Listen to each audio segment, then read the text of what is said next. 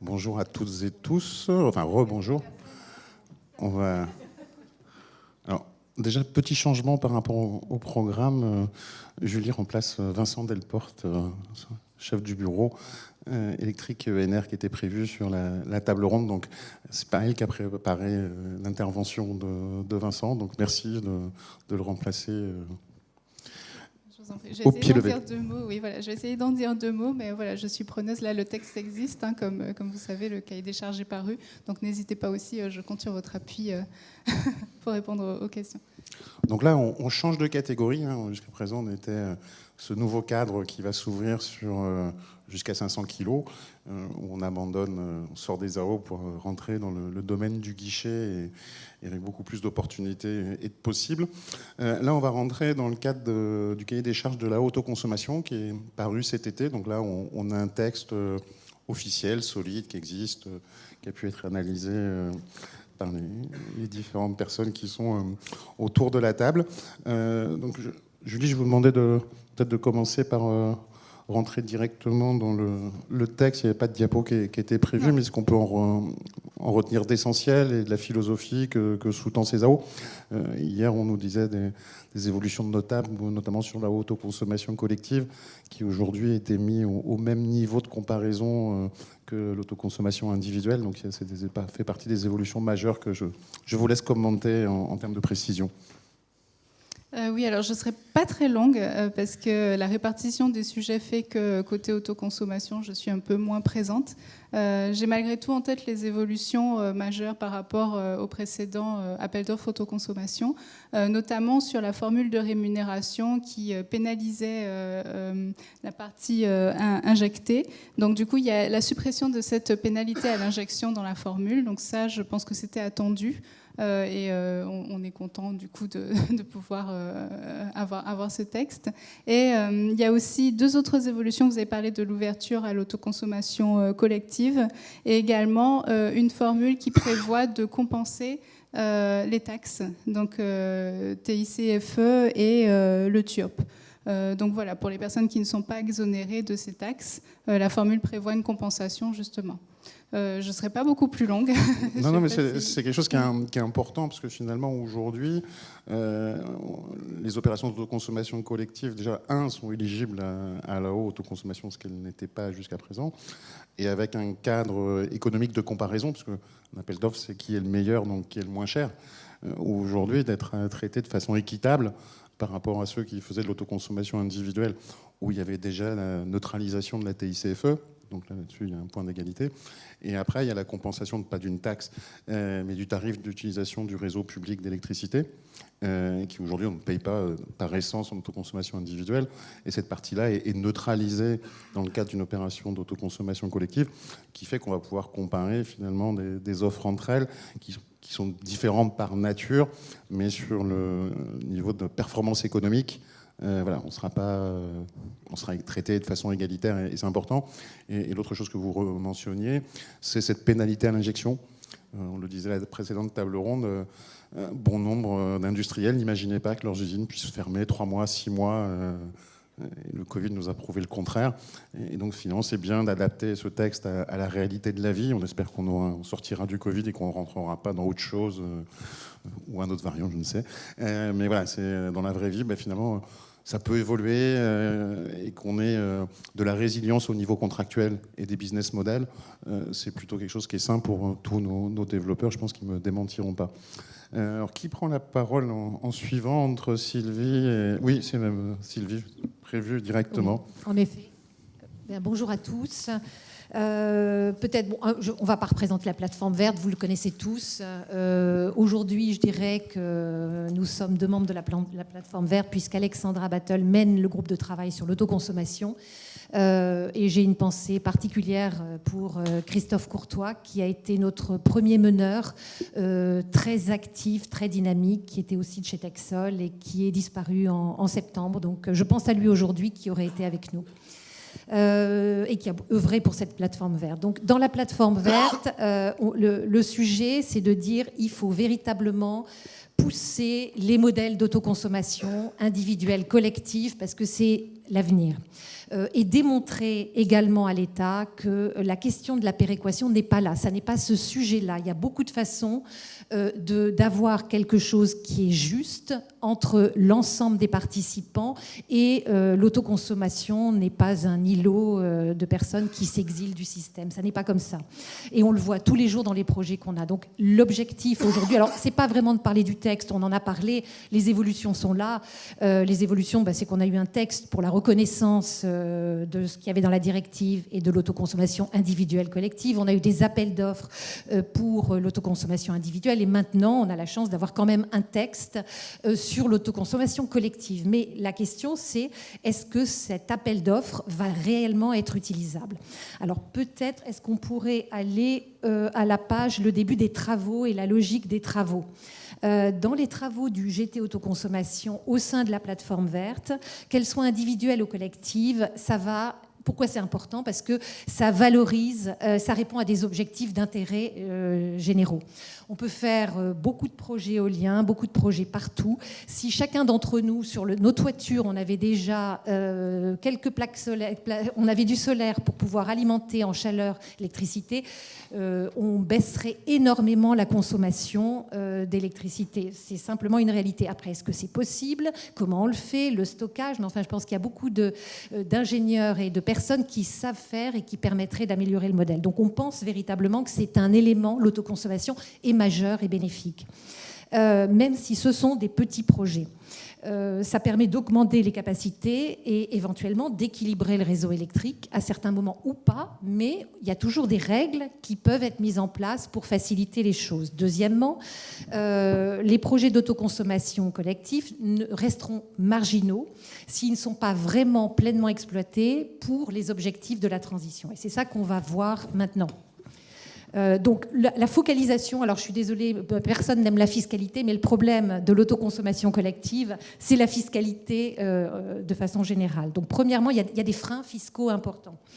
Ce que l'on remarque par tous les acteurs qui sont présents au sein de la plateforme verte et qui se débattent pour essayer de mettre en place des projets d'autoconsommation collective, c'est qu'aujourd'hui, ils ne sont pas viables. Et c'est sans un apport extérieur, sans de la participation en equity fortement à risque sur le long terme par des gens qui sont des croyants, on n'y arrive pas. Les modèles sont pas facilement rentables.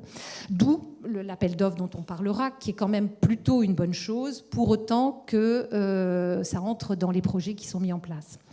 Ce qui était demandé, c'était en effet un alignement de la fiscalité applicable pour les projets d'autoconsommation collective et individuelle, que tout simplement une PMO dans une opération d'ACC puisse couvrir les coûts de production, avoir une rentabilité raisonnable et pouvoir proposer aux consommateurs un prix de vente qui soit compatible avec le marché. Parce que si on fait de l'autoconsommation et que ça coûte 2 fois plus cher que le marché, ça c'est pareil, ça sera un acte de foi, on aura du mal à faire venir les particuliers sur ces projets. Donc il faut que ça puisse marcher de cette façon-là. Autre chose... Donc, alors, pour revenir sur des choses un tout petit peu plus techniques, on a une ambiguïté parce que, comme vous le savez, on n'a pas une notion cohérente de la notion de fournisseur dans ce que on a finalement dans le domaine de l'énergie, la perception qui est faite par la CRE, les définitions. La seule définition de fournisseur qu'on trouve réellement est celle du Code des douanes. Et le Code des douanes, alors je vous l'ai mis en tout petit, mais vous aurez les slides de toute façon par la suite.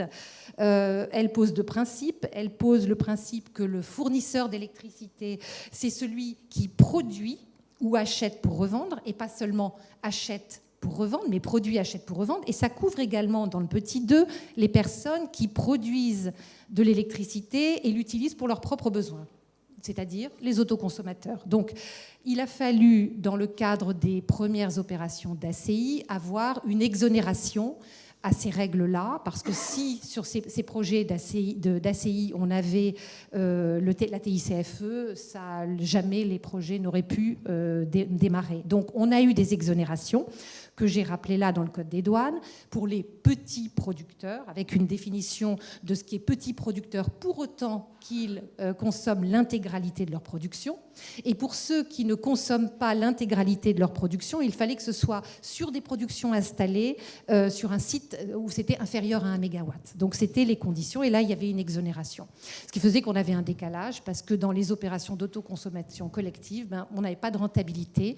Et comme vous le savez, les premiers projets se sont surtout mis en place avec des fonds locaux, soit des personnes qui, à titre personnel, ont investi, soit beaucoup de régions et de fonds régionaux qui ont donné des subventions pour se faire. Sachant qu'on relèvera simplement la différence de taille entre le petit producteur à 250 gigawattheures, ça commence à faire un peu plus de 200 mégawatts par rapport à la limite qui est posée pour consommer intégralement.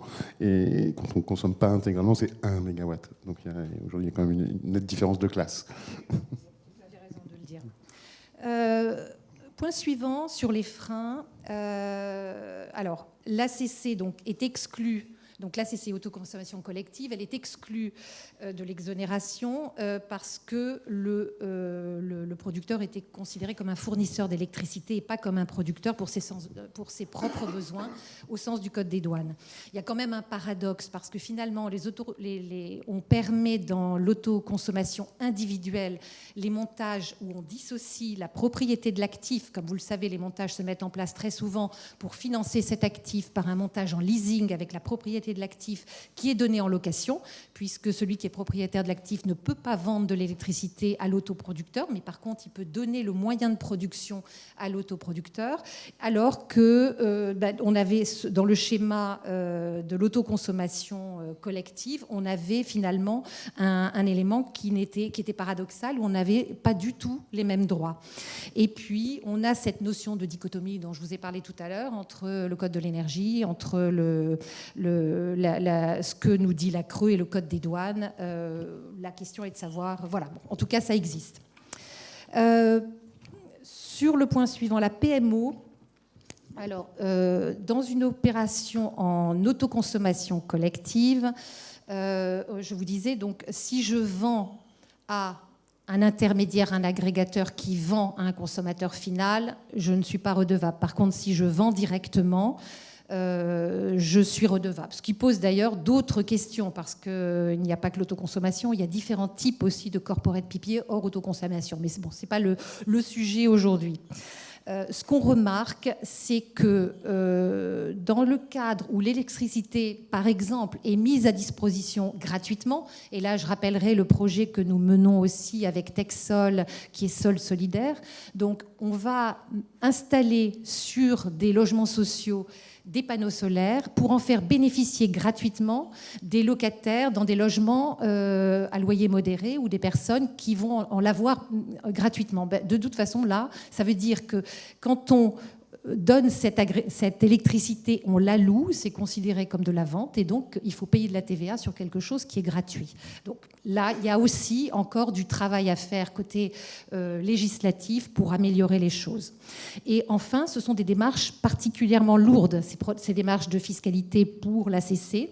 Nous, on a des retours de développeurs, de producteurs qui nous disent, souvent ce sont des petits projets locaux de faible envergure, on n'a pas toutes les connaissances, on est noyé sous cette fiscalité, sur les démarches à faire, et c'est particulièrement lourd. Ce sont encore des axes d'amélioration que la plateforme verte souhaite soutenir. Est-ce qu'il y a juste une question, Sylvie ? J'ai le privilège d'avoir le micro. Est-ce que le texte prévoit aujourd'hui qui collecte cette TICFE ? Parce que je crois que c'est encore un point aveugle. On a prévu qu'il y avait une taxe, mais on ne sait pas qui la collecte. Normalement, c'est le producteur qui doit la collecter. Donc, c'est la PMO. En fait, dans une autoconsommation collective, c'est normalement la PMO qui doit collecter cette taxe. D'accord, merci. Ce qui est fait ou pas fait, parce que la lourdeur, parce que en fait, si on cherche le mécanisme pour le faire, c'est pas facile. Il faut aller fouiller, de savoir comment on la déclare. Donc, il y a du travail. Des points à éclaircir avec nos collègues de Bercy. Le point suivant, je passerai très rapidement sur l'appel d'offres PPE parce que Alexandra en parlera davantage, mais voilà, donc ça c'est vraiment dans la PPE 2, les objectifs du 500 kg, et je laisserai Alexandra expliquer la vraie problématique opérationnelle parce que les projets ne sont pas encadrés entre 100 et 500 kg, ce qui pose un vrai problème parce que la majorité des projets sont entre 100 et 500, même si on a un appel d'offres de 500 à 10 kW, enfin 10 MW. Moi, je n'ai pas vu encore de projet 10 MW en autoconsommation collective, mais bon, il faudra peut-être... Mais on verra si on peut agréger plusieurs toitures, peut-être, pour arriver... Agréger Paris entier, et on verra. Donc ça, je passe rapidement. Pour finir, ma question, Julie, à passer, c'est vraiment, est-ce qu'il est trop tard pour abaisser le seuil de la Haut-Creux à 100 kW sur les raisons que Alexandra va donner tout à l'heure et du fait que ça touchera quand même très peu de projets, en sachant qu'à l'origine, c'était bien ce qui était visé. Et puis voilà, après, on aura aussi... voilà, bon, c'était ça principalement. Donc, triple intérêt, la transition énergétique, le développement de projets d'ACC qui sont vertueux. Alors, peut-être avez-vous vu des projets non vertueux, mais pour l'instant, tout ce qu'on a pu voir passer tant sur la plateforme verte que chez De Gaulle Florence, ce sont des projets qui sont vraiment vertueux dans la façon même d'organiser le partage, l'intérêt. Ce qui est intéressant aussi dans l'autoconsommation collective et ce qu'on voit, c'est que ceux qui participent prennent conscience de leur consommation et il y a des économies très fortes. C'est-à-dire que petit à petit, ils entrent dans ce que veut dire l'économie d'énergie par l'autoconsommation et comment la répartition peut être faite, et aussi dans des quotas qui peuvent être un peu différenciés selon les parties et les moyens de chacun. Donc ça, ce sont des éléments plutôt qui, dans un cadre local, peuvent être très vertueux. Pour les deniers publics, si on abaissait le seuil à 100 kg, ce serait intéressant parce que plutôt que d'obtenir des subventions des régions qui mettent beaucoup d'argent dedans, apporter une exonération de la TICFE, c'est quand même moindre qu'un coût de soutien public, qui soit national ou régional, avec toutes les problématiques autres que l'on peut avoir au niveau européen. Voilà ce que je voulais dire aujourd'hui. Alors, cette question d'exonération de TICFE, je ne sais pas si elle sera posée avec le PLF 2021. Je sais que c'est un combat que nous portons en commun entre la plateforme verte et Enerplan, se disant qu'il vaut mieux une aide implicite, avec une exonération qui est un signal prix, quelque part, qui est envoyé, où on sait que c'est une aide, par rapport à le concours, alors soit de l'appel d'offres, où là on va voir que finalement on ne sera pas exonéré dans l'ACC qui sera fait, toute consommation collective avec l'arrêté tarifaire. Ce qu'on peut... Oui, parce que ce qui va se passer, c'est qu'on risque d'avoir une majorité des projets d'ACC qui vont coûter cher à l'État, parce qu'ils sont majoritairement à moins de 500 kilos, et ceux qui seront moins chers pour les deniers publics passeront par l'appel d'offres à plus de 500.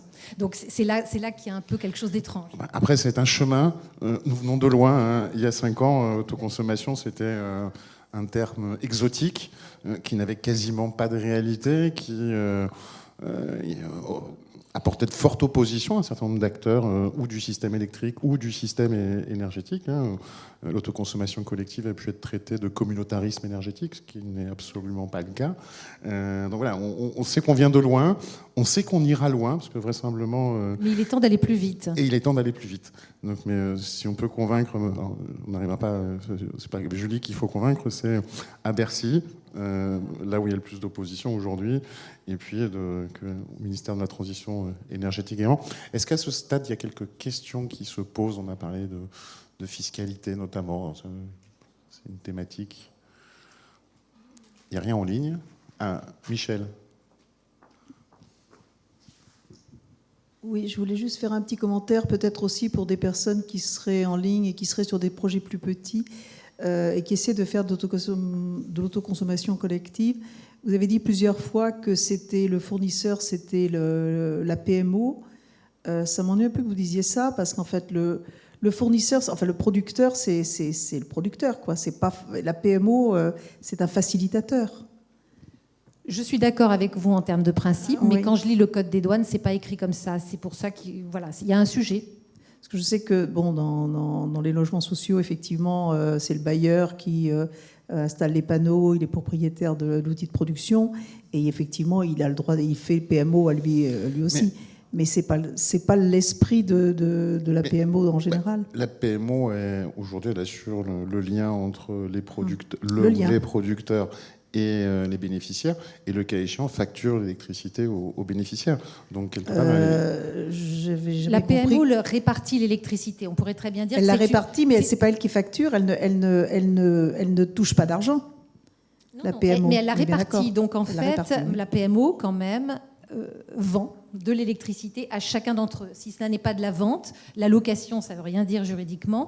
C'est pour ça que je dis qu'il y a vraiment une différence entre le code des douanes. Attendez, excusez-moi, j'insiste un peu. Est-ce que ça s'appelle vendre que de dire un tel va avoir tant de kilowattheures? Est-ce qu'on vend sans être celui qui encaisse? on est fournisseur, en fait. C'est là qu'on Sans voit la encaisser. complexité de l'organisation de ces opérations d'autoconsommation collective. Mais effectivement, Bon. le producteur, dans une opération d'autoconsommation collective, on trouve des producteurs, un ou des producteurs d'ailleurs, Oui. un ou des consommateurs, une PMO pour relier tout ce monde-là. Oui. Il peut y avoir des cas, mais c'est avec parfois quelques insécurités juridiques où il y a où la PMO joue le rôle de producteur. Le cas qui est prévu le plus classique pour ça, le plus cadré, c'est celui du bailleur social, en effet. Voilà, mais on peut quand même retenir qu'il y a producteur, consommateur, PMO dans une opération. Oui, bien sûr. Mais ce que je voudrais pas, c'est qu'on décourage des projets quand la PMO était en fait une personne de bonne volonté qui, au sein d'une association 1901, allait organiser l'affaire. Et tout d'un coup, on est en train de lui dire qu'il va facturer, il est responsable de taxes. Moi, j'ai toujours compris que non, celui qui allait facturer, c'était le producteur, qui faisait partie de l'ensemble des personnes du système. On peut imaginer qu'il y ait 2, 3 producteurs, ou même un seul producteur, et qui possède l'outil de production, qui lui va vendre, et qui va encaisser de l'argent de la part des autoconsommateurs, enfin des gens qui sont, eux, les consommateurs du système. La PMO étant facilitateur. Oui, c'est tout à fait possible, c'est un des schémas. Oui. Mais dans pas ok. mal de schémas, finalement, l'électricité est considérée comme étant mise en place de façon collective par la PMO. La PMO, une répartition juridiquement, il y a 3 façons de faire. C'est de la vente, c'est de la donation ou bien un mandat. Donc le mandat, ça veut dire qu'on agit au nom et pour le compte de quelqu'un d'autre. Donc quand on regarde la plupart des modèles, le problème, c'est qu'on se retrouve à un moment donné à analyser le fait que la PMO peut être la redevable des taxes. Tout dépend quel est le schéma. Je suis tout à fait d'accord, ce sont des choses à clarifier parce que sinon on n'avancera pas et c'est un des éléments et un des freins aujourd'hui. Et j'allais dire qu'il sera urgent de simplifier tant qu'on a peu d'opérations. Parce qu'aujourd'hui, on en a moins d'une centaine, 66. Il y en a 74, je crois, dans le pipe. Donc, tant qu'on est sur un petit nombre, entre guillemets, ça va. Donc, l'urgence, c'est à partir du moment où on va vouloir, et c'est la volonté du gouvernement et du ministère, d'augmenter le nombre d'opérations collectives, il va falloir qu'on trouve un cadre fiscal qui soit cohérent, lisible, parce qu'aujourd'hui, on est redevable, on ne sait pas qui collecte, il n'y a personne qui vient vous demander ce que vous avez collecté. Enfin, c'est quelque chose, voilà, c'est la rudesse du droit qui n'est pas adaptée à notre objet d'autoconsommation collective. Des personnes à Bercy qui n'ont pas encore tout compris de nos modèles ou qui ne veulent pas les faire prospérer. Et on reste dans ce maquis juridique qui ne profite pas à un cadre clair, sain, pour qu'on puisse pleinement le développer. Alexandra ? Et donc, pour me présenter... Il y avait encore des questions. Oui, j'avais une petite question, s'il vous plaît. Juste pour bien comprendre, quand on est dans une opération d'autoconsommation individuelle, est-ce que cette taxe est due sur les kilowattheures qui sont autoconsommés? Imaginons qu'on soit dans un mécanisme d'une opération d'autoconsommation avec un tiers investisseur qui soit une société de projet, qui vende à un consommateur une partie de l'électricité, le surplus à l'acheteur obligé. Est-ce que la TICFE est due dans ce cadre-là ou c'est seulement dans les opérations C'est exonéré. Alors peut-être juste pour vous dire, oui, il y a exonération de la TICFE dans les cas qu'on a montrés tout à l'heure, qui étaient justement petits producteurs. Alors je reprends les critères. Là, sur le cas d'un tiers investisseur, le tiers investisseur ne va pas vendre de l'électricité. Non. Il met va en mettre location à et il donne un disposition outil de production. un outil de production dont le loyer pourra plus ou moins correspondre à une quantité d'électricité. Mais ça, c'est pour ne pas avoir de TICFE. À partir du moment où il y a le fait générateur de vendre et fournir de l'électricité, en tant que tel, à ce moment-là, vous n'êtes plus redevable parce qu'on n'est pas un autoconsommateur, il y a un producteur pour un consommateur. Le producteur, si l'installation lui appartient, enfin si le consommateur, l'installation fait de l'ACI, elle produit pour elle, on retrouve le code des douanes, 266 du code des douanes, il y a l'exonération qui est prévue. En cas de tiers investisseur, c'est une mise à disposition d'une installation de production d'électricité et pas de vente d'électricité pour être exonéré. D'accord, donc juste pour être certain de bien comprendre, le montage, ce serait qu'il y ait une société de projet qui investisse dans un actif et qui ensuite le met en location, en leasing, ou je ne sais pas sous quelle forme de contrat. Ce que font à peu près tous les collègues. Ok, je ne le voyais pas comme ça. C'est ce qui est généralement utilisé dans l'autoconsommation individuelle quand l'investissement n'est pas fait directement par l'autoconsommateur. On a aussi des autoconsommateurs qui investissent directement, qui prennent un crédit ou qui font eux-mêmes un leasing direct. Mais très souvent, si c'est surtout de l'autoconsommation mise en place par des producteurs d'énergie, ils vont le faire par un modèle leasing, en effet. Alors après, il y aura toutes les questions TVA aussi sur les actifs, les biens d'actifs meubles. Enfin, ce n'est pas le sujet aujourd'hui. Alors, il y a un bras qui se lève et puis après, j'aurai une question en ligne. Oui, hier, on parlait d'électromobilité et je pense qu'on pourrait s'inspirer des opérateurs d'électromobilité qui vendent des kilowattheures sans TICFE. Je ne sais pas comment ils font, mais ça existe.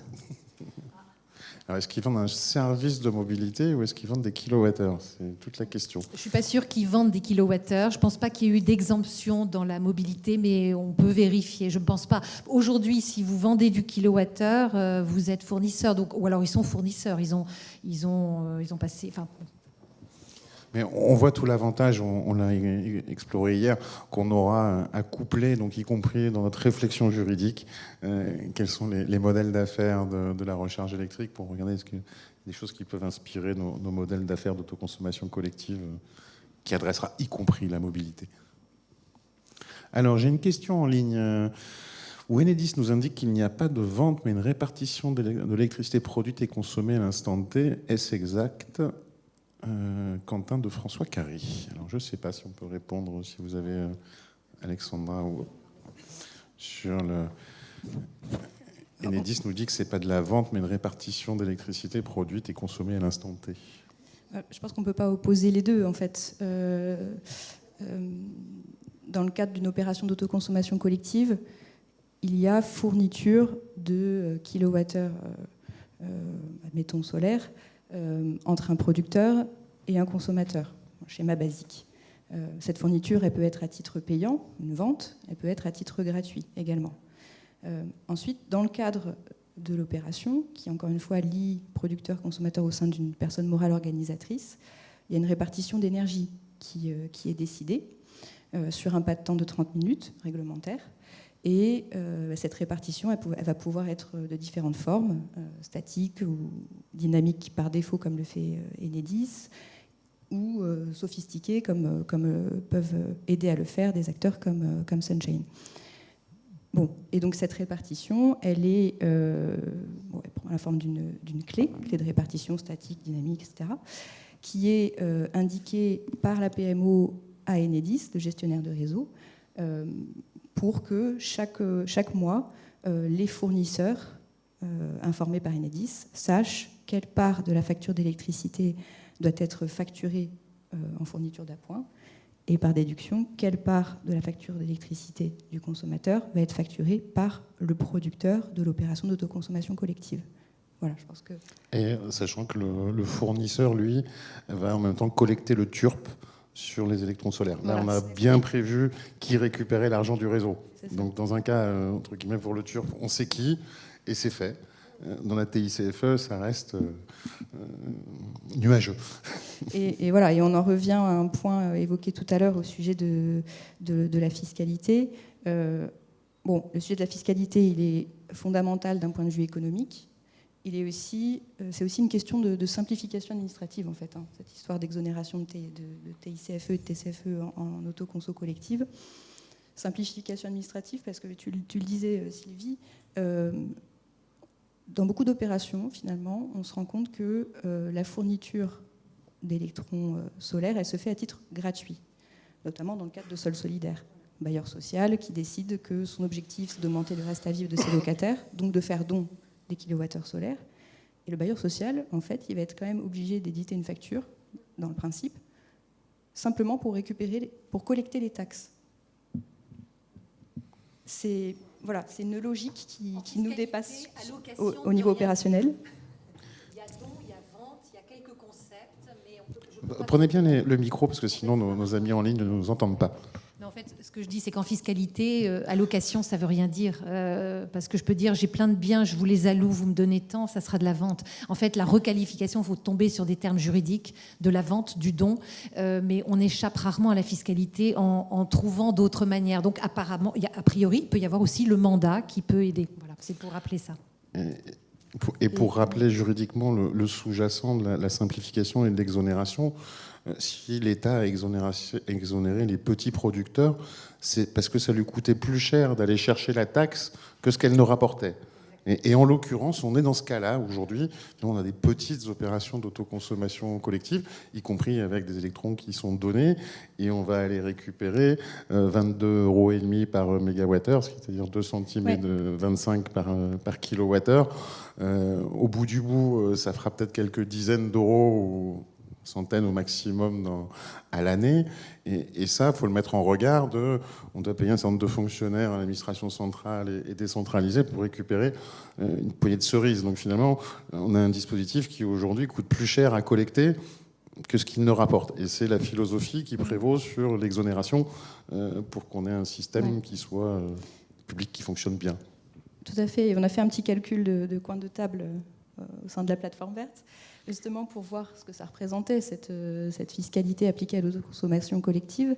On a fait ce travail il y a quelques mois en regardant, l'objectif PPE de l'autoconsommation collective, c'est 50 opérations en 2023. Admettons que chacune de ces 50 opérations elle repose sur une production d'1 mégawatt, ce qui est une hypothèse haute. En fait, ça nous donne un coût pour l'État, lié à ces taxes collectées, de 1,3 million. 1,3 million pour la TICFE et la TCFE, donc pour la partie locale. Quand en plus on sait que les installations elles sont de fait moins consommatrices en mécanisme d'obligation d'achat en autoconsommation collective qu'en vente totale ou en autoconsommation individuelle, finalement on est vraiment avec l'autoconsommation collective dans une logique d'économie des deniers publics. Donc ce 1,3 million, je pense qu'il peut être... Sachant que je crois que pour ne pas insulter l'avenir, mais dans le texte, il est prévu que si demain l'exonération évolue, en fait, elle sera plus compensée au niveau de ce qui est apporté par l'aide de l'appel d'offres. Donc, quelque part, on a sécurisé l'avenir si jamais les professionnels arrivaient à être entendus que l'exonération de TICFE et de TCFE serait sagesse. Dans le cadre de l'efficacité de l'incitant public, il n'y aura pas d'effet d'aubaine pour ceux qui auront bénéficié des premiers contrats. Simplement, il n'y aura plus la compensation, mais ils seront exonérés. Donc c'est normal qu'on ne compense plus d'une exonération. Mais voilà, c'est simplement pour dire que ça a quand même été prévu. Et on est dans un cadre qui peut évoluer. Alors là, c'est à Bercy, c'est aux prochaines lois de finances où il nous faudra convaincre. J'ai peu d'espoir qu'on y arrive avec la PLF 2021, mais... 2022, mais voilà, on reprendra notre bâton de pèlerin pour les prochaines PLF. Tout à fait, c'est important. C'est important. Je pense que c'est un sujet sur lequel il ne faut rien lâcher. Et puis juste pour reboucler sur la simplification administrative, dans ces opérations, on se retrouve quand même avec effectivement le fournisseur d'appoint qui gère le TURP, la récupération du TURP, et le producteur qui gère la récupération des taxes. Et cette dichotomie, elle ajoute à la complexité déjà native de l'autoconsommation collective. Je ne reviens pas sur le sujet du principe de la PMO pour lequel il y a régulièrement dans les textes de loi des propositions de suppression ou de simplification. Voilà. Mais on sait que c'est un sujet que le ministère connaît bien et que ça coince plutôt côté Bercy. Et que, néanmoins, il faut poursuivre le travail. J'ai une question en ligne, auquel vous pourrez peut-être répondre. Le surplus d'une centrale photovoltaïque en autoconsommation peut être reversé dans le périmètre d'une autoconsommation collective. Est-ce que l'exonération de TICFE est valable pour la partie directement autoconsommée? C'est-à-dire que quelqu'un qui produit pour lui et qui fournit le reste, est-ce qu'il bénéficie bien d'exonération de TICFE sur ce qu'il a consommé? C'est dans le cadre de la limite d'un mégawatt du code des douanes? Voilà, c'est la condition pour que ce soit possible, mais effectivement, c'est dans ce cas une opération qu'on pourrait définir comme une opération hybride, autoconsommation individuelle, autoconsommation collective. Donc ce qui est autoconsommé individuellement est exonéré de TICFE et de TCFE tant que l'installation de production ne dépasse pas 1 mégawatt. Et le surplus, qui n'est pas autoconsommé individuellement, mais qui est partagé dans l'opération, lui, par contre, il n'est pas exonéré de taxes. Il est censément C'est bien redevable. notre problème. Est-ce que, Alexandra, vous avez d'autres choses à nous dire sur le cahier des charges d'appel d'offres avec les points importants Mais oui, c'est vrai que c'est notre sujet de la table ronde, finalement. Oui, mais on est dans le timing, hein, vous inquiétez pas. Pas de souci. Non, mais c'était très important parce que finalement, le levier fiscal pour l'autoconso collective, il est essentiel. Alors, l'appel d'offres autoconsommation, on est content. Il présente des apports importants et on sait que c'est un instrument dont le ministère en charge de l'énergie a la maîtrise. Donc, vous avez agi avec ce levier, c'est bien. Ça n'enlève pas le sujet de l'exonération fiscale. Bon, alors donc, les apports importants du nouvel appel d'offres autoconsommation, je dirais que, en creux, il y a un premier point, c'est la possibilité de présenter des projets sur la tranche 100-500 en guichet ouvert. Ça va être une opportunité pour un certain nombre de projets qui risquaient avant d'échouer en appel d'offres. Bon, avec tout de même la question du cumul d'aides publiques, mais on comprend de ce qui a été dit hier par Sophie Mourlon que les collectivités sont en fait invitées à compléter l'obligation d'achat. À compléter en finançant non pas les panneaux solaires, parce qu'il ne peut pas y avoir cumul d'aides sur le même objet, mais en finançant la préparation des toitures, typiquement, pour accueillir les panneaux solaires. Donc voilà, premier point. Ensuite, et Julie vous l'avez dit, il y a le point de la disparition de la pénalité sur le surplus, qui est un point, une progression, avec donc le principe maintenant, c'est d'avoir une enchère sur la prime sur la partie autoconsommée et un tarif fixe de rachat de la part injectée à hauteur de 50 € le mégawattheure. Je dirais aussi qu'en point positif, il y a l'éligibilité des centrales au sol dans les limites de puissance de l'appel d'offres autoconsommation, c'est-à-dire l'appel d'offres autoconsommation est ouvert entre 500 kW et 10 MW pour l'autoconsommation individuelle ou l'autoconsommation collective dans le même bâtiment, et entre 500 kW et 3 MW pour ce qui est de l'autoconsommation collective étendue. Et puis, on a l'extension. Dans ce cadre-là, on peut avoir des centrales au sol qui contribuent en tant que fournisseur à l'autoconsommation collective. Tout à fait. Tout à fait. Donc ça ouvre un champ, clairement. Ça ouvre une physionomie de projet intéressante.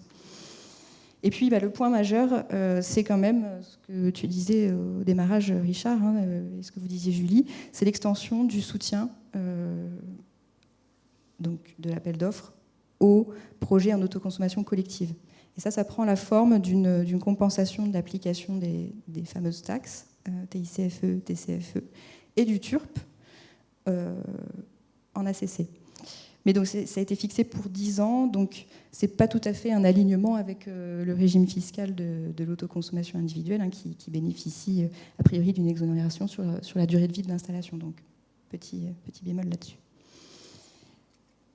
Bon, alors voilà, et je vous ai parlé du positif, et franchement c'est l'essentiel, mais il y a quand même quelques questions qui subsistent.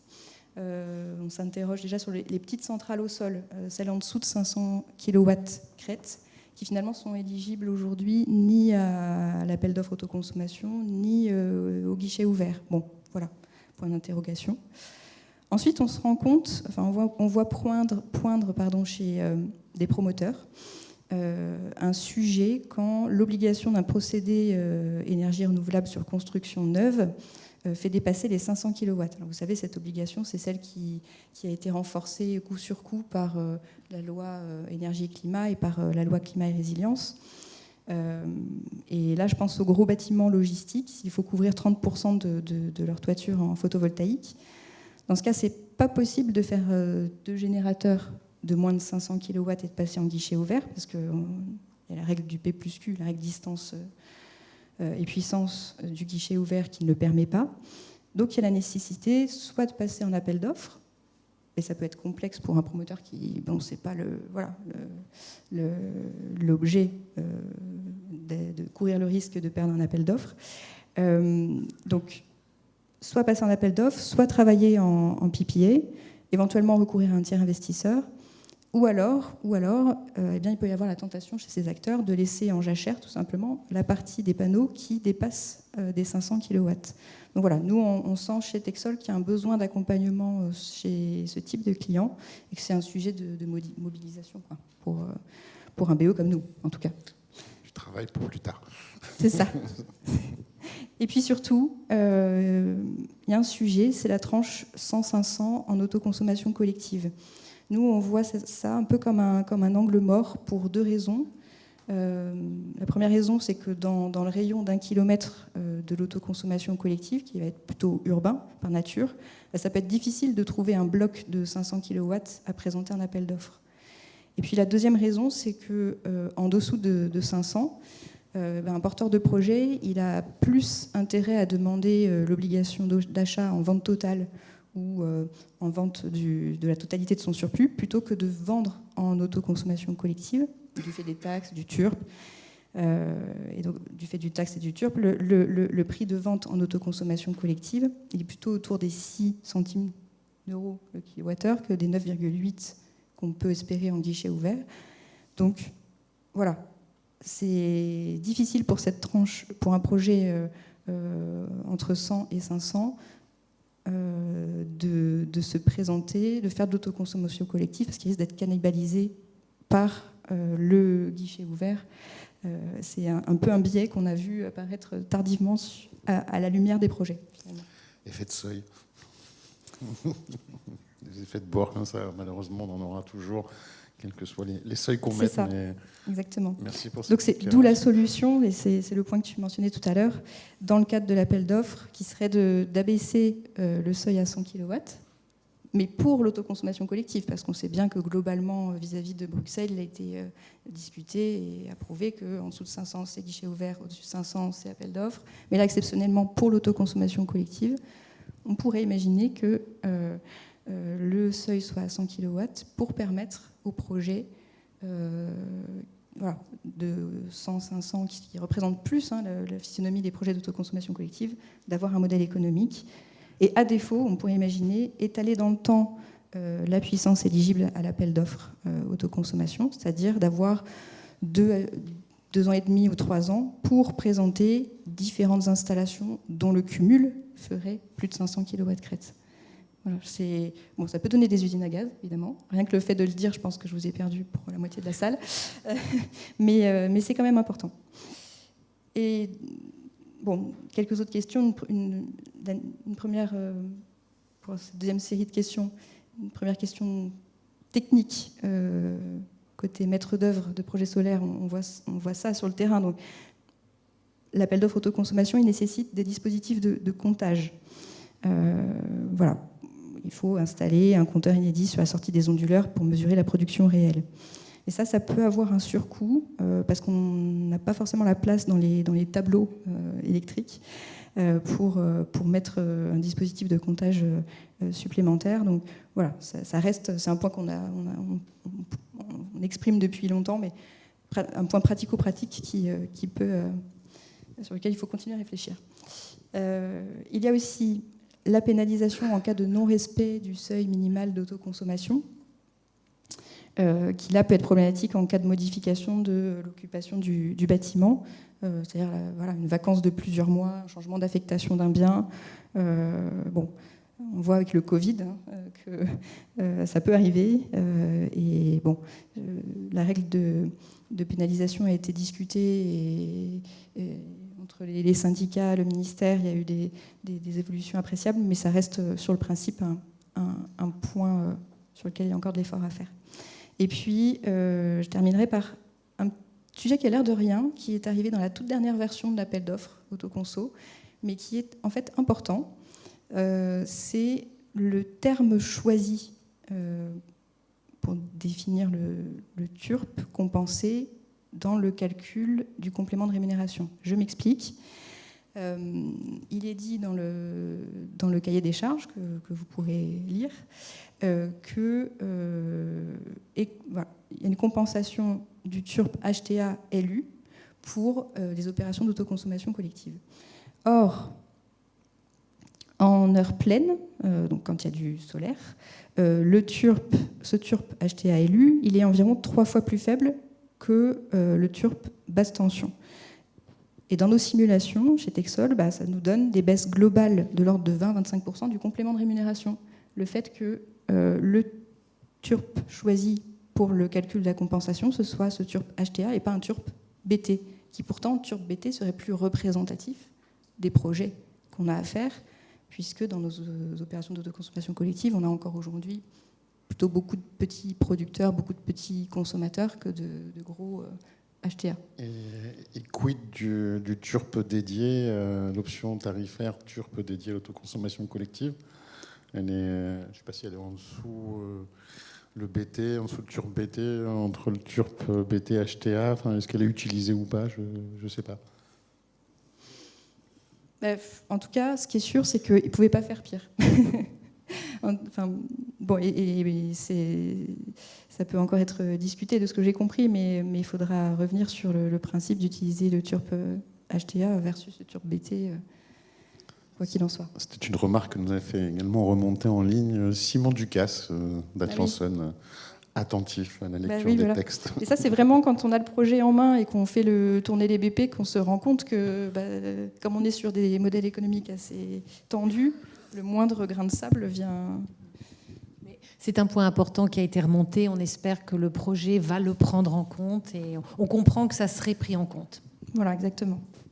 Oui, est-ce que ça fonctionne? Oui. L'autoconsommation, c'est, comme vous l'avez dit, un sujet qui monte. Donc, pour le cahier des charges, on a bien en tête de faire évoluer les choses en cas de besoin. Donc, c'est pas figé. Vous posez la question, est-ce qu'il y a des choses qui sont trop tard? On peut toujours prendre d'autres points par la suite. Merci. Alors, je ne sais pas combien de temps on a encore, parce que... Il nous reste une demi-heure avant la pause déjeuner, donc avec des questions-réponses, ça va, on est tranquille. J'avais quelques petits exemples à vous présenter, mais si ça fait trop de temps au panel... On peut, peut-être avant de rentrer dans les exemples, est-ce que vous avez des questions? Parce qu'on était, voilà, je vois des mains qui se lèvent, enfin, au moins une, deux. Oui, bonjour, Sébastien Debé, Legendre Énergie.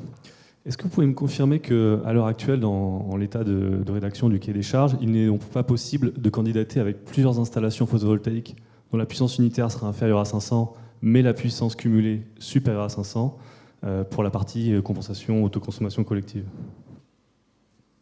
Quelqu'un a la réponse parmi vous? Alors, je ne suis pas sûre de bien comprendre la question, mais il y a des règles de distance. Donc, du coup, enfin, les projets peuvent candidater, mais il y a des règles de distance à respecter et des seuils aussi dans le cahier des charges. Je ne sais pas si ça répond à la question. Alors à ce moment-là, est-ce qu'on peut candidater avec une seule centrale dont la puissance doit être supérieure à 500 kW crête, ou est-ce qu'on peut avoir finalement plusieurs centrales qui seraient donc dans le périmètre finalement des 1 km, mais dont la puissance unitaire serait inférieure à 500 kW crête? Mais au total, qui revient aux questions sur le rabaissement du seuil à 100 kW crête. Mais qui au total ferait plus de 500, c'est ça? Exactement. Donc est-ce qu'il faut des installations qui fassent plus de 500 à minima, ou est-ce qu'on peut agréger plusieurs installations de moins de 500 pour à la fin avoir plus de 500? C'est ça la question qui est posée. Je ne sais pas si vous avez la réponse. Ouais, j'aurais tendance à dire que la définition, c'est une installation de 500 kW. Ben bon, on peut vérifier ce point et le préciser par la suite. Comment répondre aux questions qui restent un peu... on va les prendre parce que nous, on va prendre les points et on pourra publier, je me retourne vers Aimé et David en coulisses, on pourra publier des réponses complémentaires. Oui, mais- Alors, ça abonde. ce qu'on comprend, c'est en effet, ce serait qu'une seule installation, mais est-ce que c'est finalement logique à partir du moment où on a un seuil, un périmètre? Pourquoi il faudrait qu'elle soit unique et pourquoi on compterait ça en poste de livraison? Mais c'est vrai, Alexandra, la lecture ferait penser que c'est qu'une seule installation. Je ne l'ai plus en tête, mais bon, c'est quand même un élément qu'il faudrait peut-être faire évoluer, parce que sinon, que signifie le périmètre? Oui, et en tout cas, nous, les projets qu'on traite et qui sont pertinents au vu de l'appel d'offres autoconsommation, c'est des projets de grappe, en fait. Les exemples que je vous présenterai peut-être tout à l'heure, c'est des projets où on a plusieurs générateurs qui, ensemble, font plus de 500. Mais c'est vrai que dans le rayon d'1 kilomètre, qui correspond plutôt à une zone urbaine, c'est difficile de trouver un bâtiment supportant 500 kW, de fait. Donc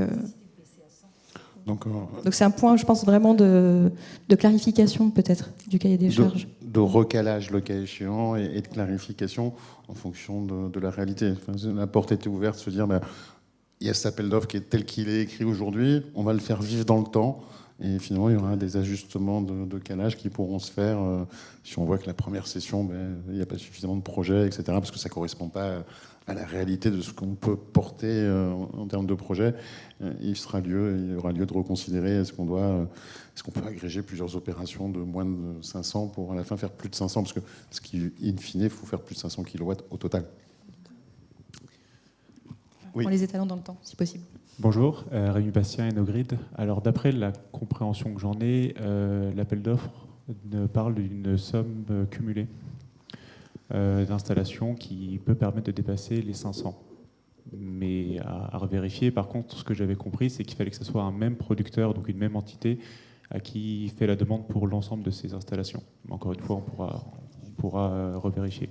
Mais je pense que c'est vraiment une question d'interprétation quand on parle de somme cumulée des installations.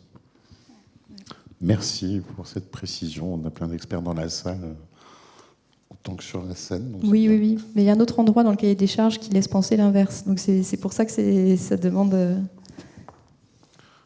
clarification. Et puis si on pouvait étaler dans le temps, encore une fois, la somme de plus de 500, ce serait quand même une bonne chose. Alors j'ai une question à laquelle je peux répondre tout seul. C'est Pierre Pénavert qui pose quels organismes peuvent accompagner les acteurs pour leur premier projet d'autoconsommation. Il y a un certain nombre de membres d'Enerplan, il y a Texol, il y a Enogrid, il y en a d'autres aujourd'hui qui sont des bureaux d'études indépendants et dont c'est le quotidien. Donc je vous encourage à vous mettre en relation avec. Ils sont de plus en plus nombreux, ils ont de plus en plus d'activités, donc je m'en réjouis pour eux. Je viens compléter la réponse de Rémi sur le fait de pouvoir présenter une grappe de projet. Il faut également penser qu'il y a l'autorisation d'urbanisme de chaque projet à pouvoir présenter dans le cadre du dossier, ce qui est une autre paire de manches. Ça veut dire qu'il faut toutes les déclarations préalables de toutes les toitures, ce qui n'est pas si simple. Je me permets juste une remarque. Je me dis peut-être que pour la prochaine université d'autoconsommation, il faudrait prévoir une séance autoconsommation non subventionnée, parce que c'est une partie significative en fait, de l'activité des développeurs. On a beaucoup de projets en fait, qui se font sans aller chercher de subventions, que ce soit même sur le nouveau guichet ouvert ou celle là au Creux Autoconso. Là au Creux Autoconso, il faut se dire que quand même, on va aller avoir un complément de rémunération autour de 10 €, ce qui est très bien, mais ce qui ne va pas changer fondamentalement l'économie d'un projet. Donc peut-être penser à ça. Ce serait bien de faire une statistique en fait, des projets en fait, autoconso qui se font sans subvention, parce que je pense qu'il y en a beaucoup. Alors, je retiens la proposition, premièrement. Les statistiques, je ne sais pas comment on peut les compter, parce que aujourd'hui, nos amis d'Enedis comptent dans leur application, là, on sait les projets qui sont autoconsommation par gamme de puissance, etc. Mais il n'y a pas d'identifiant pour ça, de critères pour savoir s'ils ont ou pas bénéficié d'un complément de rémunération, d'une subvention, ou s'ils sont en pur marché. Par contre, c'est un point qui est important et qui est réjouissant, finalement, à mesure où la compétitivité de nos offres vont s'améliorer, avec par ailleurs un prix d'électricité qui est en inflation flagrante. Ça veut dire qu'on ouvre la porte à un marché qui est un marché naturel, non subventionné, non aidé, et qui est simplement régi par le droit des affaires. Et tant mieux, on peut que s'en réjouir. Donc oui, pour essayer, on verra ensemble avec les membres d'Enerplan comment est-ce qu'on peut évaluer ce volant de marché, sachant qu'il ne faut pas non plus jeter la proie pour l'ombre. Aujourd'hui, s'il y a une partie du marché qui se fait de façon non aidée, il y a une partie du marché, et on le voit sur l'autoconsommation collective, qui est aussi, dans un certain nombre de cas, besoin d'être aidé, parce que le business, c'est pas de vendre des électrons, mais de les donner. Donc voilà, il va falloir qu'on... Parce que de suite, quand on dit qu'il y a un marché non subventionné, Bercy peut se dire, hop, on va tout arrêter, c'est bon, ça marche tout seul. Donc voilà, on a une chance d'avoir un marché qui puisse se développer hors cadre d'aide, mais par ailleurs, il y a un cadre d'aide pour pouvoir avoir un soutien massif et des projets qui ne pourraient pas sortir non aidés. Je ne sais pas si vous voulez compléter. Oui, absolument. Le cadre d'aide est important parce que vous avez déjà des réponses qui vous est apportées par rapport aux différents cahiers des charges, et vous avez un accompagnement qui est utile pour certains développeurs qui n'ont pas nécessairement cette connaissance. Donc ça, c'est quelque chose d'un peu qui n'est pas quantifiable, mais il faut le prendre en compte. Par contre, ce qui est intéressant, et nous on l'a fait dans certains projets, c'est de comparer. Finalement, le projet appel d'offres, on le compare à un projet marché, on compare l'avantage du prix hors appel d'offres qui peut être vendu, et en effet on peut dépasser les 100, mais ensuite il y a la fiscalité applicable et les dérogations. Donc en fait c'est ce qui pourrait être fait c'est vraiment montrer les deux modèles. Nous on arrive quand même à des difficultés sur les modèles hors marché en général. Alors tout dépend du prix évidemment de revente, mais à trouver un modèle qui soit vraiment rentable sans une aide complémentaire ou un peu d'equity complémentaire. Mais bon, c'est intéressant en tout cas de voir justement les chiffres et la comparaison fiscale. D'autant que l'électricité aura augmenté l'année prochaine, donc on ne sait pas de combien. Mais... Si le prix de l'électricité augmente, ça sera différent. Les tableaux changeront. Alors, c'est une remarque qu'on a d'Acoprev qui nous dit qu'il est très important que le seuil de 500 kW soit confirmé, notamment dans le cas des autoconsommations collectives en zone rurale avec un périmètre de 20 km. Oui, tout à fait. Alors là, moi, j'ai pas de réseau. Je sais pas si c'est il faudrait. Non, il y a un brouilleur en fait. C'est Personne n'a de réseau. Mais vous avez répondu tout à l'heure sur le fait de pouvoir apporter des compléments, donc on vous passera de toute façon les informations. Oui. Voilà, on les mettra en complément d'information sur le site de l'université en retransmission. Il y aura à la fois cette table ronde qui sera retransmise en vidéo, pour ceux qui veulent la revoir. Puis on pourra apporter quelques points d'éléments de complémentaires, questions et les réponses qu'on n'aura pas eues. Oui, tout à fait. On pourra les apporter en ligne pour clarifier les choses. Ça a été le cas aussi, j'en profite du coup, pour faire une parenthèse sur la table ronde précédente, où il y avait une question sur le SIRET, sur l'autorisation d'urbanisme, et sur le fait, pour les installations qui bénéficient déjà d'un soutien dans le cadre du S17, de pouvoir prétendre à une opération d'autoconsommation collective. Donc ces informations-là seront aussi apportées par la suite. Oui. Et j'ai une remarque de Mélodie de Lépine qui suit avec attention notre table ronde depuis Lyon, qui nous dit qu'EDF OA, le nombre de projets mis en service selon le type de contrat, en comparant avec le nombre de mises en service, on aura les données attendues. Super. Donc, et je pense que l'année prochaine, d'ailleurs, on avait notre collègue d'Enedis là, qui était là tout à l'heure pour nous expliquer comment il musclait les équipes pour pouvoir faire face à la vague.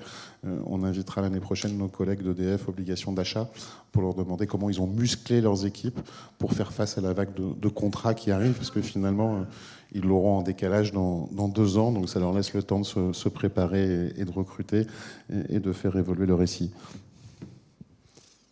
Oui. Question. Et merci Mélodie, on retient, on fera la comparaison pour essayer d'avoir une approche à grosse maille.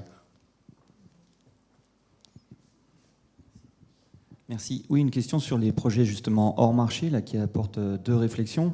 La première, c'est à partir du moment où on développe un projet hors marché et un projet avec un mécanisme de soutien, est-ce que la règle du P+Q s'applique ou pas ? Alors quand on dit hors marché, c'est... Sans condition d'accompagnement, de subvention, c'est plutôt une etc. offre de marché et une offre aidée. C'est ça. Et la deuxième réflexion, c'est pour vous laisser le temps de réfléchir, c'est que en fait, ces modèles sans mécanisme de subvention, ils ne sont pas forcément toujours choisis par les développeurs, mais plutôt contraints, parce que comme le disait Alexandra, il y a parfois des trous dans la raquette. On revient sur ce qui a été dit hier, quid des suiveurs solaires. Merci. Sur la partie P+Q, je peux peut-être répondre. Alors, sur les projets en appel d'offres, il n'y a pas cette notion de Q, il y a cette notion de distance entre installations. Mais du coup, on compare, elle s'applique uniquement pour des installations qui postulent à l'appel d'offres. Donc du coup, on pourrait avoir 2 installations, l'une qui postule à l'appel d'offres et l'autre non. Et il n'y a aucun impact sur celle qui postule à l'appel d'offres. C'est vraiment différent du dispositif de l'arrêté tarifaire où là, il y a une puissance Q qui rentre en compte.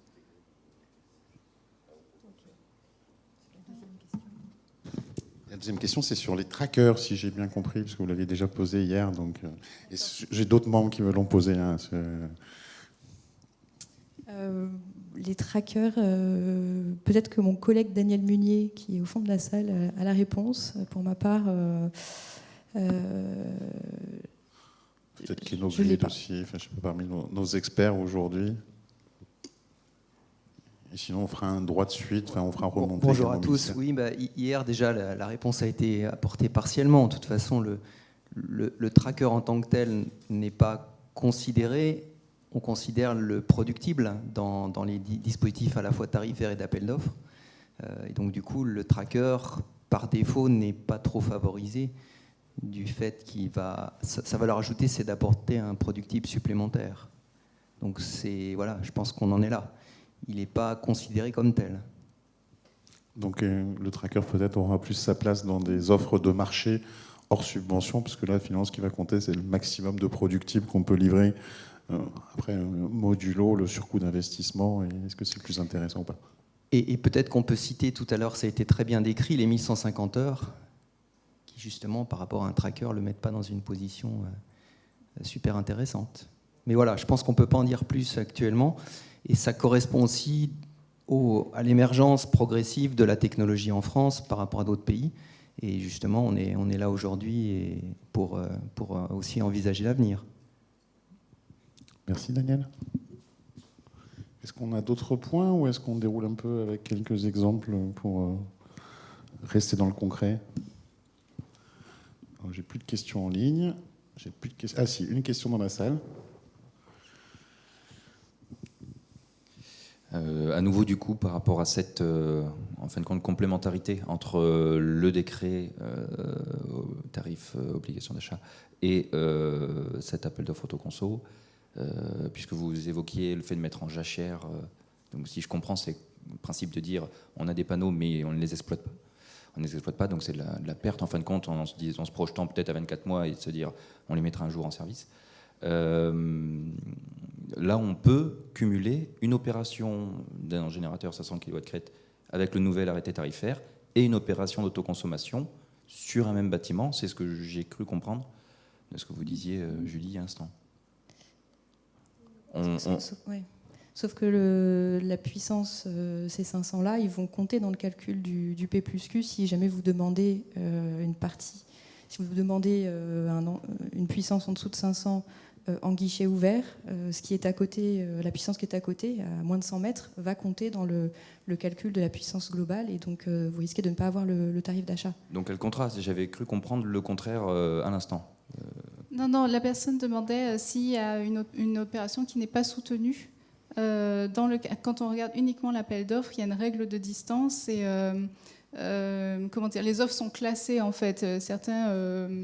Quand il y a 2 offres qui sont dans la distance qui est prévue, donc inférieure à la distance qui est prévue, les 2 offres concourent et l'une risque d'être retenue et pas l'autre. En fait, il y a une incidence entre les 2 offres. Alors que s'il n'y en a qu'une qui postule à l'appel d'offres et pas l'autre, il n'y a plus cette notion de distance qui induit une compétition entre les 2. Je ne sais pas si je suis claire en disant ça, oui. Mais c'est différent de la question que vous posez. Effectivement, donc ça rend incompatible la réalisation des 2. Merci. Alors, j'ai une remarque de Simon Ducasse à Nantes qui nous dit que la nouvelle définition d'une installation dans la haut retire la possibilité pour les grappes de projet de bénéficier d'un unique contrat de raccordement. Serait-il envisageable de revenir à l'ancienne définition? C'est une question piège. Il faut vraiment qu'on se rencontre avec le texte oui, il va falloir qu'on se... pour dire... Par rapport à la notion de grappe de projet aujourd'hui qui, a priori, ne puisse plus bénéficier d'un unique contrat de raccordement. alors que préalablement, elle pouvait, d'après ce que je comprends de la remarque de Simon. C'est ce qui m'a semblé aussi dans la lecture de la dernière version. D'accord, donc de toute façon, je pense qu'on aura des clauses de revoyure avec la DGEC, parce que l'avantage de l'AO, c'est qu'il donne de la visibilité sur du long terme, ce qui est bien. Et donc, du coup, peut-être qu'entre les sessions, on pourra faire évoluer à la marge ou remonter des points de détail pour améliorer l'opérationnalité du texte, parce que c'est quelque chose qui est partagé aujourd'hui. Un texte qui permet de développer un maximum de projets dans une rentabilité raisonnable. Donc. Oui, l'idée, de toute façon, c'était de débloquer quelques gros points, hein, comme on a dit, la compensation, etc. Et on continuera à avancer petit à petit sur ce qui reste à faire. Continue de faire dans la dentelle pour la suite. Alors, on rentre dans les peu de détails de projet, Alexandra ? Entendu, au moins un. Au moins un. Un projet qui concerne un quartier avec plusieurs bâtiments HLM, un projet qui a été impulsé par une collectivité locale. Et on a là un potentiel de 500 kW en grappe, en cumul, avec une vingtaine de générateurs photovoltaïques qui ont été étudiés par Texol en études technico-économiques. Donc l'ambition de la société de projet qui serait constituée entre la collectivité locale et les bailleurs sociaux, c'est d'augmenter le reste à vivre des locataires, donc de faire don des électrons solaires. Donc le fait de faire don des électrons solaires, ça veut dire qu'il y a 60%, un peu plus de 60% de l'énergie produite qui ne fera pas l'objet d'une valorisation financière. Voilà, ça fait partie des données d'entrée, quelque part.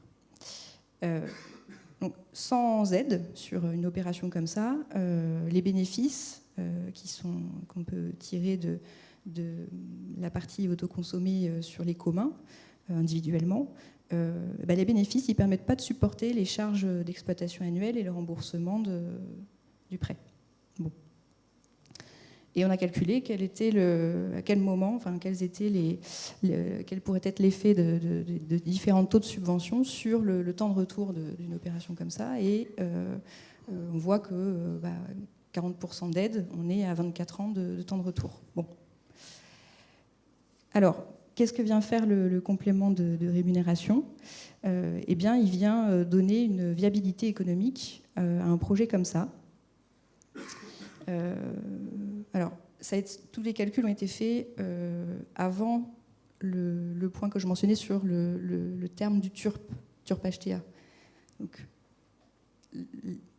voilà, c'est sous réserve. Modulo. Voilà. Mais donc, ce qu'on peut dire, c'est que... Alors, je rappelle, il n'y a pas de cumul possible entre le complément de rémunération et d'autres aides publiques, locales, nationales, régionales, européennes. Soit.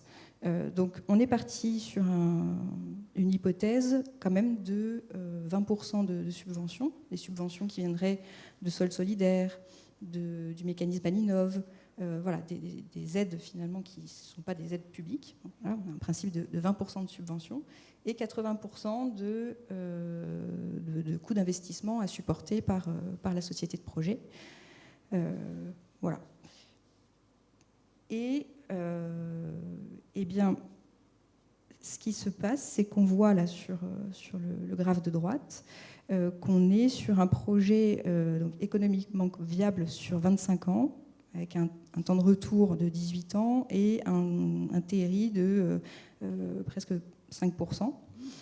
On voit aussi sur ce graphe que les bénéfices annuels ils sont supérieurs au montant à rembourser les 10 premières années, puis ils deviennent inférieurs les 10 années suivantes. Et ça, c'est dû à l'arrêt du complément de rémunération après les 10 premières années de production. Et on voit qu'au bout de la 20e année, le prêt il est totalement remboursé et les flux de trésorerie sont égaux aux excédents d'exploitation. Voilà. Donc, Et ben, ce modèle qui tient la route avec un don d'électricité solaire, il est possible grâce, encore une fois, au complément de rémunération et aux bénéfices qui sont liés aux économies de facture sur les communs et qui permettent de rembourser intégralement les charges d'exploitation et d'augmenter la valeur actuelle nette. Voilà, c'est un premier exemple. Merci. Je ne sais pas s'il appelle des commentaires. Et là, je vous ai pris un autre exemple, cette fois avec un projet sur 3 zones d'activité économique, un projet qui est porté par Agorasun, la filiale de développement créée par Texol. C'est un projet qui se déroule sur le territoire de Perpignan, Méditerranée Métropole. 3 zones d'activité économique avec un mix de petits tertiaires, petite industrie agroalimentaire. Et donc on a sur le foncier de l'agglomération un potentiel de 4 MW ventilé avec une grappe d'ombrière qu'on passerait en appel d'offres autoconsommation, une grappe d'ombrière qu'on passerait en guichet ouvert, en vente totale, et 3 bassins de rétention sur lesquels on est en train de faire les études d'impact environnemental en vue de les passer en appel d'offres sol ou alors en PPA pour de la production d'hydrogène vert. C'est la photo du projet. Initialement, on avait imaginé que un projet comme ça, il pouvait tenir justement uniquement par la mixité des modes de valorisation et des mécanismes de soutien qu'on sollicitait. On se rend compte aujourd'hui que grâce à la dernière version de l'appel d'offres autoconsommation, sous réserve du truc TURP-HTA, encore une fois, on pourrait faire un projet autoportant sur de l'autoconsommation collective. C'est-à-dire qu'on n'a pas forcément besoin d'avoir le pan en vente totale pour que le projet puisse tourner, alors qu'au démarrage, c'était déjà il y a 2 ans, les toutes premières réflexions, on ne pouvait pas imaginer faire sortir un projet comme ça sans qu'il y ait une compensation du très mauvais modèle économique de l'autoconsommation collective par un volet vente totale plus classique, celui sur bassin de rétention. Bon, alors là, les chiffres sont globalement illisibles, je pense. Je suis désolée. C'est simple, mais on arrive sur à peu près les mêmes indicateurs financiers que ce que j'indiquais pour le cas du quartier HLM, à la différence près que on est sur une vente de l'électricité ici et pas un don d'électricité solaire. Voilà. Donc on gagne 10 ans sur la rentabilité globalement, parce que tout à l'heure, on avait quelque chose qui devenait profitable un peu après 20 ans. Et là, on a quelque chose qui devient profitable après les 10 prochaines années. Avec le fait qu'on est sur des ombrières, donc on a un coût, on a un capex qui est un peu plus élevé, et puis on a un travail de recrutement des participants qui est un coût en fait important, qu'on n'a pas forcément autant dans le cas de figure du bailleur social, où finalement les locataires sont globalement captifs. Voilà. Donc voilà. Peut-être je voulais revenir 2 slides avant sur le profil qui me paraissait intéressant ici. Ce qui veut dire que là, on a mis un remboursement bancaire avec le P+I sur la durée de 20 ans. Donc au démarrage, le soutien permet d'avoir plus. Et puis il y a quand même une période, si je prends ma casquette bancaire, de risque entre 10 et 20 ans. D'accord ? Donc ça, c'est un profil quand même qui peut se travailler en termes de financement, parce que ça veut dire qu'il va falloir avoir une sorte de cash sweep beaucoup plus tôt pour pouvoir avoir cette période qui est en risque après, avoir le cash flow qu'il faut pour le couvrir. Donc ça demande quand même, déjà c'est pas simple de financer des projets en autoconsommation, alors je sais ce que c'est, on en a fait plusieurs, mais alors quand on a un profil comme ça, il faut quand même l'organiser avec un amortissement un tout petit peu plus accéléré, ou alors un profil de dette bancaire qui se met en place, ou bien avec un compte de réserve qui se met en place. Et je rebondis sur la question tout à l'heure de monsieur. On est dans un appel d'offres, on a quand même une certaine stabilité pour les banquiers. Quand on n'est pas dans ce cadre-là, le financement, c'est autre chose. Voilà.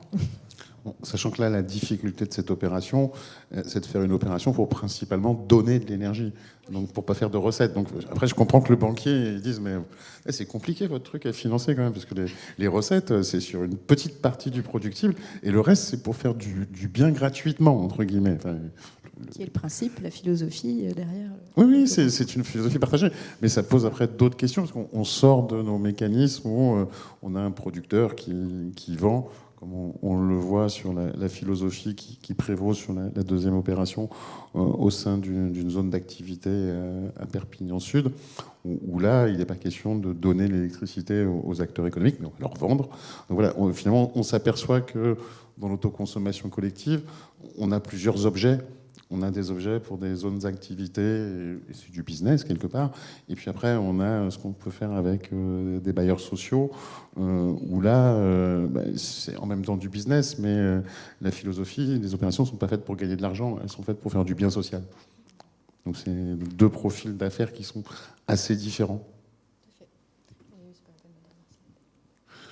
Ok, est-ce que vous avez des questions? Une, deux, et après on va déjeuner. Je pense que vous avez faim un peu. Moi, oui. Il n'y a rien en ligne de ce qu'on me dit. Allez-y, monsieur. Ah, non. Ah, non, mais on a 10 minutes, donc... Oui. On vous passera le micro. Je brûle peut-être la première position. Assez rapidement, Alexandra a présenté le cas du bailleur social, le cas de l'activité économique. Et je pense que ce serait vraiment intéressant aussi, en quelques mots, de simuler, entre guillemets, je pense que ça va intéresser beaucoup de monde, le cas d'une collectivité, c'est-à-dire qui est un peu entre deux, sur lequel on n'est pas dans une logique gratuite, on est dans une logique qui est économique, d'économie. Mais par contre, avec une sécurité sur la durabilité de l'usage de l'électricité, sur aussi la stabilité du foncier, qui, à mon avis, est extrêmement intéressante. Donc, c'est peut-être un point sur lequel 2-3 mots seraient intéressants. Je ne sais pas si vous avez déjà travaillé. Moi, je n'ai pas travaillé de projet avec les collectivités, j'en fais pas. Oui, alors pour nous, les projets collectivités, quand on les regarde du côté bancaire ou fonds d'investissement, évidemment, sont intéressants. C'est-à-dire quand il y a un mixte, comme vous le savez aujourd'hui, les banques refinancent principalement des projets en grappe. Donc dans les projets d'autoconsommation qui sont mis en place, et pour l'instant principalement individuels, ça va être des grappes de projets.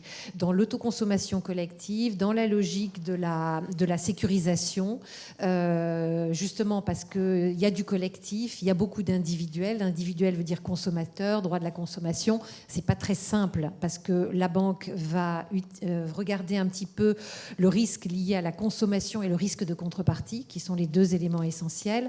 Donc la mutualisation des projets avec une partie publique, et une partie publique qui peut être aussi une partie de reprise de la consommation quand il y a une défaillance d'un autre consommateur, est très utile. Donc vous avez raison. Mais ça, je ne sais pas si c'est en termes financiers de coûts, mais en termes de stabilité et de sécurisation pour financer, certainement, je pense que les premiers projets qui se financeront bien, hormis ceux qui se sont déjà mis en place sur les grands supermarchés, avec un risque de contrepartie qui est quand même considéré comme assez acceptable, et une durabilité, ce seront les projets publics ou mixtes public-privé. Donc vive l'hybride. De l'hybride, oui. Voilà, exactement. L'hybride, c'est très bien sur le risque. Monsieur, alors, devant, vous avez une question. On va y répondre vite pour ne pas se retarder. Mais c'est la même question que tout à l'heure. Je vais la reposer. D'accord. Alors, il y a le monsieur qui est au milieu, là, qui enlève son masque. Et ce sera la dernière question avant qu'on ait... Oui, bonjour à tous. Philippe Péon, agglomération de Grand Châtellerault. Je me permets d'intervenir suite à la question précédente, puisque en fait Grand Châtellerault a mis en œuvre un modèle avec investissement dans une centrale de production, injection sur le réseau et autoconsommation ni individuelle ni collective, puisque en fait le producteur est le consommateur, et avec... vu l'évolution du marché, un intérêt économique évident, puisque le coût de production du mégawattheure est à 66 €. Ce n'était pas intéressant il y a 2 ans, et ça devient forcément intéressant, et nous intégrons notre production dans un marché de fourniture. Merci pour cette précision, et c'est moi encourageant. Alors, on arrive au bout de cette session interactive, reprise à 14h, donc ça nous laisse 1h30 pour ceux qui sont derrière le poste de prendre leur pause déjeuner. Nous, on va se retrouver en convivialité. On se retrouvera avec Enedis et Enogrid à 14h pour explorer toutes les nouvelles possibilités de l'autoconsommation collective avec les textes qui sont parus pour augmenter le périmètre, la puissance, etc. Ça nous ouvre plein de possibilités nouvelles qui, j'espère, vous inspireront pour monter vos projets. Merci et à tout à l'heure.